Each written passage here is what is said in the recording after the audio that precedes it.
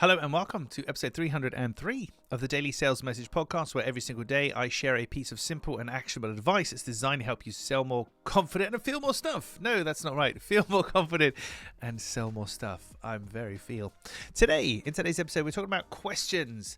And one of my most favorite kind of funny sayings in my business is questions are the answer. Hey, see what I did there? Questions are the answer. Questions bring clarity to a situation. As a seller, you need to have a good list of questions or a good understanding in your head of questions that you need to ask your buyer to really understand where they're coming from. Some of them can be specific questions such as what happened here and how did you do this and blah, blah, blah, blah, etc. And they'll be specific to your product or service or the problem that you solve.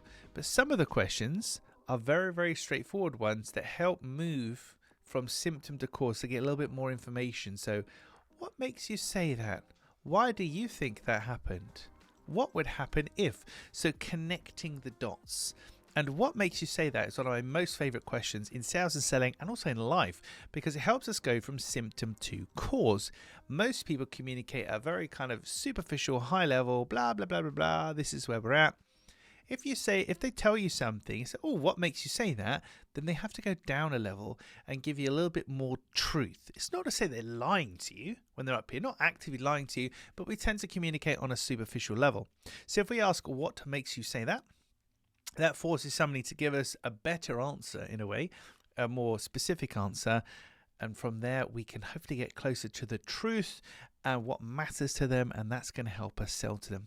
So questions bring clarity. Questions are the answer. And what I'd like you to do today is to revisit or to visit, if you haven't already done so, create a list of buyer questions. What do you need to know from your buyer, potential buyer, in order to sell to them?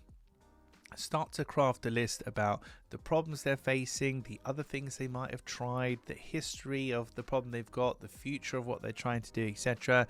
So you're never lost in conversation, because having a great list of questions and then what makes you say that and drilling down, etc., will give you the information you need to work out if these are potential buyers and whether or not you can actually help them. Right, that's it for this episode of the podcast. Tomorrow in episode 304.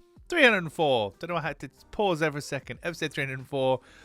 I've got a 5-word question that I like to ask all of my potential clients pretty much. And it really helps me to understand them better. We'll cover that in tomorrow's episode. In the meantime, if you haven't already, please hop on over to sellingconfidencescore.com. That's sellingconfidencescore.com. There is a 20-question quiz which will give you a reading of how good or badly you're doing at 4 different areas of selling. And if you're falling behind in certain areas, it will tell you exactly how to improve and give you a free personalized action plan. So that's sellingconfidencescore.com. That's it for this episode. Thank you for listening or watching all the way to the end. I do appreciate it.